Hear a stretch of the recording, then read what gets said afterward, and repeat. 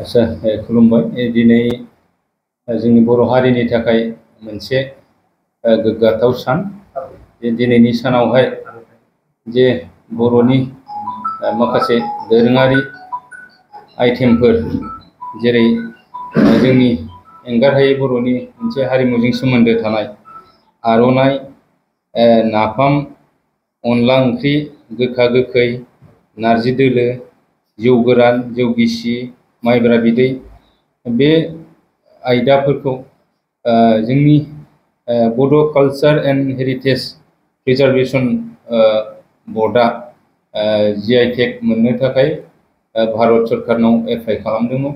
दिनै बे एप्लाइ खालामनाय बायदियैनो दिनै जों बे आयदाफोरनि सायाव जोङो GI टेग मोननो हाबाय, रेजिस्टार मोननो हाबाय आरो जोङो थांनाय 31 मार्च खालि 13टा आइटेमफोर जेरै दख'ना इन्दि जि जोमग्रा गामसा आरो ओंख्रिफोरनि मादाव खेरादाफिनि खारदै गंगार दुन्दिया आरो जोंनि दोरोङारि दामजुफोर जेरै सेरजा सिफुं थरखा गंगोना जथा खाम बेफोरखौ जोङो थांनाय 31 मार्च खालि जोङो सेथि खेबनि थाखाय जोङो GI टेग मोननो हादों आरो दिनै जोङो नैथि खेबनि थाखाय एबा सेकेन्ड फेजनि थाखाय जोङो 8टा बे आयदानि सायाव जोङो GI टेग मोनबावबाय। जों दिनैनि सानाव जोङो गोग्गानानै लानो हायो जिहेतु जोंनि बर'नि बे हारिमुजों लोब्बा थानाय जोंनि जानाय लोंनायजों लोब्बा थानाय दोरोङारि जे बुस्थुफोर जों बेफोरखौ जोङो दिनै प्रिजार्भेसननि थाखाय जों रैखाथिनि थाखाय जोङो भारत सरकारनि जे GI बेहाय जोङो रेजिस्टार खालामनो हाबाय। जोङो दिनै जाय बिथांमोनहा बे हाबाफारियाव नांथाबनानै बे हाबाफारिखौ साक्सेसफुल खालामनो एबा जाफुंसार होदों बिथांमोनखौ जोङो दिनै साबायखर बावनांगोन आरो जों हारिमु आफादनि जानानै जों बिथांमोनखौ रोजा रोजा साबायखर बावो। सेथियावनो जोङो जोंनि बिटिआरनि मानगोनां चिफ मुस्रि प्रमद बर' बिथांखौ जोङो साबायखर बावनांगोन जिहेतु बिथांनि जे गोसो मोदोम जिउ होनानै नाजाथाबनायनि गेजेरजों बिथाङा राङारि मदद होनायजों हक गावनि देहायारि मदद होनायजों हक गावनि जोंनि बे जाफुंसारनायाव गोबां बिहोमा दं। बिनि थाखायनो जों बिथांखौ दिनै रोजा रोजा साबायखर बावो आरो जोंहा मोनसे बड' कालचार एन्ड हेरिटेज प्रिजार्भेसन बर्ड दङ जे बिथांमोननि जे नाजानाय नि गेजेरजों जोङो दिनै बे हाबाफारिखौ जों जाफुंसारनो हादों। बेनि गेजेरावनो दं जोंहा BTCनि बारग' EM मुस्रि रेवरिया नार्जारि बिथां आरो जोंहा गोबां बिबानगिरि बिथांमोन दङ बिथांमोननिसिमबो आङो गोसो गोरबोजों रोजा रोजा साबायखर बावो।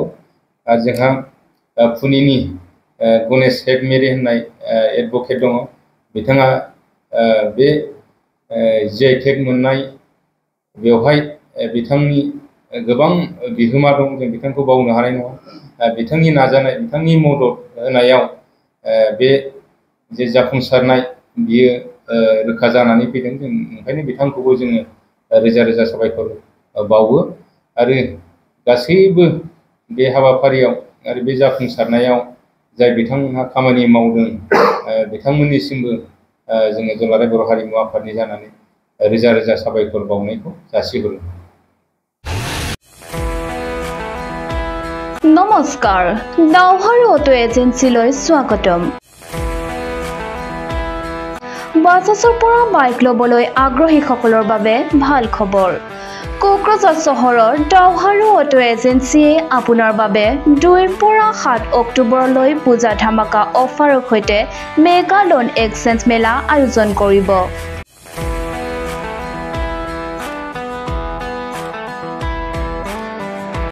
এই ডাউহাৰু অটো এজেন্সীৰ শ্বৰুমে গ্ৰাহকসকলক নিম্নতম ডাউন পেমেণ্ট দিব। আপুনি ডাউহাৰু অটো এজেন্সীৰ শ্বৰুমৰ লগতে মেগা লোন এক্সচেঞ্জ মেলাত আগবঢ়োৱা পূজা ধামাকা অফাৰবোৰ দৰ্শন কৰি আপোনাৰ বিচৰা বাজাজ বাইকখন আনিব পাৰে।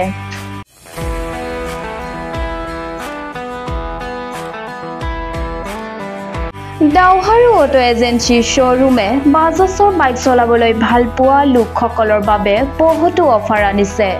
2টা helmet free, 5 litre petrol free, বিনামূলীয়া নিশ্চিত উপহাৰ আৰু সকলো মডেল থাকিব।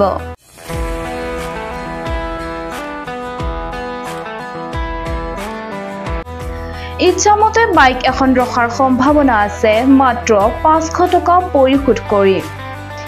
গুৰুত্বপূৰ্ণ তথ্য, গ্ৰাহকসকলক 4টা পুৰস্কাৰৰ যিকোনো এটাৰ পৰা বাছনি কৰিবলৈ অনুমতি দিব। স্মাৰ্ট ঘড়ী, ইয়াৰফোন, বেগ আৰু ব্লেংকেট। লগতে ডাউহাৰু অটো এজেন্সি শ্ব'ৰুমে এক উৎকৃষ্ট সুযোগ প্ৰদান কৰে।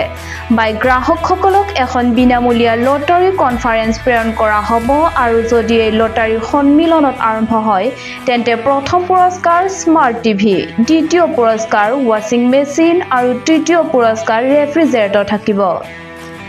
সেয়েহে এই সুযোগবোৰৰ সদ্ব্যৱহাৰ কৰি ডাউহাৰু অটো এজেন্সিৰ শ্ব'ৰুমটো বিলম্ব হিচাপে প্ৰদান কৰক।